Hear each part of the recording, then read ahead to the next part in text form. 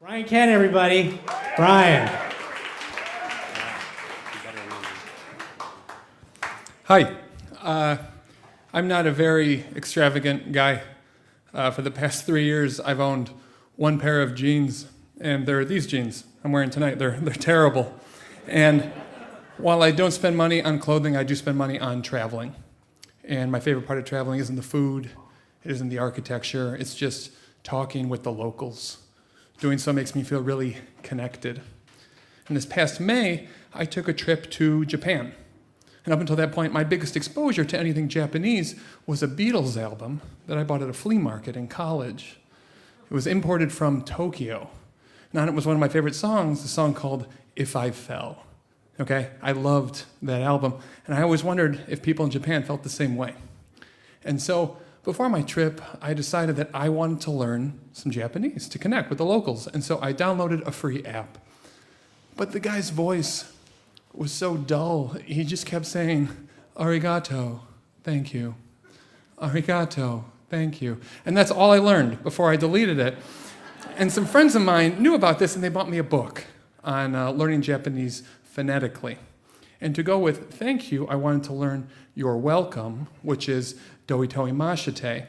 But the author of the book suggested that if you couldn't remember how to say doitoi mashite, which I couldn't, that it would be close enough if instead you just said, "Don't touch my mustache." And I thought, this is great. Like, Japanese is easy. And I'm just going to read the rest of this book on my 12-hour flight. But on my flight, all the Die Hard movies were streaming, and so that didn't happen. And I arrived in Tokyo knowing only how to say thank you and a very phonetic version of you're welcome. But thankfully that didn't matter because everyone there spoke English. And other things spoke English too because everything's robotic over there, like trash cans and toilets and things like that. I talked to every person and every toilet that I met, and things were going really well. And then I noticed that there was a difference between how the locals talked to one another and how they talked to tourists. You know, while they were polite to tourists, there was no warmth. There was just this distance, this formality, like they were applying for a bank loan or something. And this isn't what I signed up for. This isn't why I wanted to travel. And so I took things up a notch, and I became the tourist who cared. I got personal. I started asking shop owners how long they'd been in business. And I asked people on the train if they grew up in the area. And I asked a street cart vendor selling fried seafood what his favorite dish was and why. And our conversation ended the same as all the others, where he just gave me this sterile smile, like he was being threatened off camera. And he said, "Arigato." And then I told him not to touch my mustache. And so the last day of my trip, I was in this bustling business district, and I was feeling desolate and just a little bit alone because I had come all this way, and I'd been walking around this amazing country for 8 days in these jeans, in my single pair of jeans, and I still hadn't really connected with anyone. That's when I came upon this like heavily wooded area around this pond, and I walked down to the water's edge, and I was just sort of taking it in when I heard music. On a park bench was this Japanese couple, and they were each playing ukulele, and they were singing these songs in Japanese, and I quietly sat nearby them, you know, like not wanting to disturb them, like I was a wildlife photographer or something. When then all of a sudden they started to play a song I recognized, and I couldn't quite place it until they started singing in English. It was a Beatles song, but not just any Beatles song.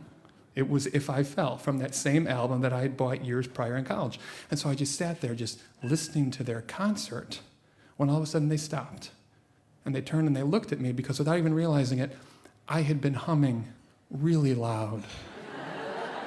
And I said, "Oh my gosh, I'm so sorry." But instead of that formality, that formal distance that I had gotten everywhere else, their eyes lit up with this warmth. And they said, "You like the Beatles?"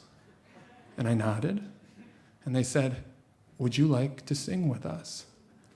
And I'd been trying so hard just to force some sort of connection, you know? And it only became possible when I just let myself be open to this simple human moment. And I'm not a singer. I can't sing. I'm not about to sing. But right then and there, I couldn't say yes fast enough. And so as the sun set on my last night in Tokyo, we sang Beatles song after Beatles song out across the water, and it was everything I wanted, and it was everything I needed. And it started to get dark. And as the couple packed up their instruments, they thanked me. And I was so just overcome with everything.